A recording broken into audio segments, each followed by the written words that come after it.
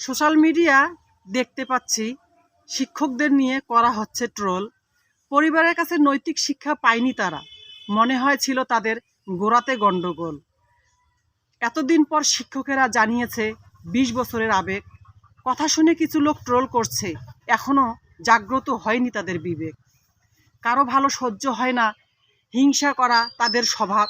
শিক্ষক তো কোন ছাড়, পিতামাতাও মেটাতে পারেনি তাদের নৈতিকতার অভাব।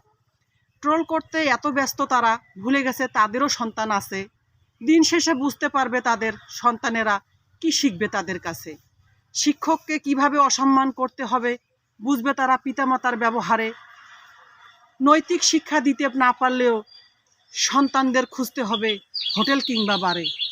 তাই সমাজ ও সন্তানদের বদলাতে চাইলে আগে বদলাতে হবে তাদের স্বভাব। তবেই তো ভাই মেটাতে পারবেন সন্তানদের নৈতিকতার অভাব। বাবা মার কাছে শুনেছিলাম, শিক্ষকের মনে কষ্ট দিবি না, রাখবি মনে হুঁশ। তাই তো আজ গর্ব করে বলতে পারি, হয়েছি আমরা মানুষ।